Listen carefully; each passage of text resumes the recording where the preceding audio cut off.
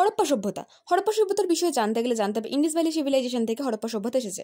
তখনকার কালচার, ব্যবসা বাণিজ্য, বাড়িঘর কেমন ছিল সব বিষয়ে জানবো। তার আগে welcome to my channel study time. চ্যানেলটাকে সাবস্ক্রাইব করে নিও অ্যান্ড পাশে থেকো। শুরু করছি আজকের হরপ্পা সভ্যতা। হরপ্পা সভ্যতা বিষয়ে জানতে গেলে আগে জানতে হবে হরপ্পা সভ্যতার উৎপত্তি হয়েছে কবে। হরপ্পা সভ্যতাকে মূলত আমরা 3 ভাগে ভাগ করে থাকি: প্রাক হরপ্পা সভ্যতা, পরিপূর্ণ হরপ্পা সভ্যতা এবং উত্তর হরপ্পা সভ্যতা।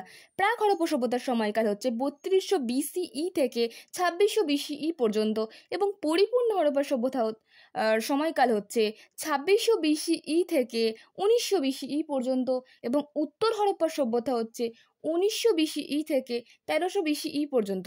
এর মধ্যে যেটি সর্বোচ্চভাবে একদম উচ্চতম আধুনিক পর্যায়ে পৌঁছেছিল যে সভ্যতার সময়কাল, এই হরপ্পা সভ্যতার সময়কাল, সেটি হচ্ছে পরিপূর্ণ সভ্যতা, যার সময়কাল আগেই বলেছি 2600 BCE থেকে 1900 BCE পর্যন্ত। হরপ্পা সভ্যতা আবিষ্কৃত হয়েছিল 1921 খ্রিস্টাব্দে। আবিষ্কর্তা ছিলেন দয়ারাম সাহানি।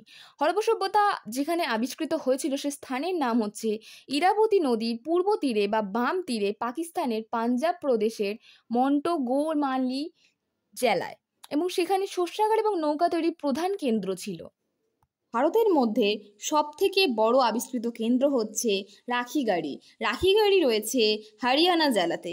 এই রাখিগাড়ির আবিষ্কারের সময় হচ্ছে 1963-তে এবং আবিষ্কার করেছিলেন অমরেন্দ্রনাথ এবং বসন্ত সিন্ডে।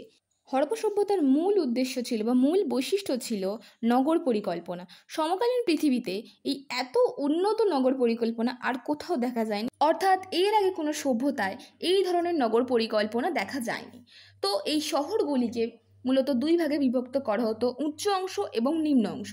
শহরের পশ্চিম ভাগে উঁচু মঞ্চের উপর তৈরি দুর্গ ছিল উচ্চ শ্রেণীর লোকেদের বাসস্থান।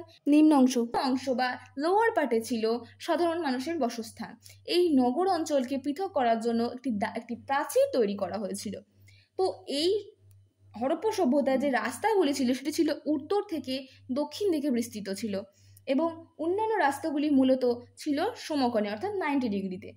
এবং এই সময়ে দেখা গিয়েছিল পোড়া ইটের ব্যবহার সমকালীন পৃথিবীতে যা কোথাও দেখা যায়নি। শুধুমাত্র লোথাল এবং কালীবঙ্গালে গৃহ নির্মাণের জন্য রোদে পোড়ানো শুকনো ইটের ব্যবহার দেখা গিয়েছে এবং ইটগুলিতে আকার এবং পরিমাপ করা হতো এবং আকার এবং পরিমাপগুলি মাপ ছিল 4:2:1।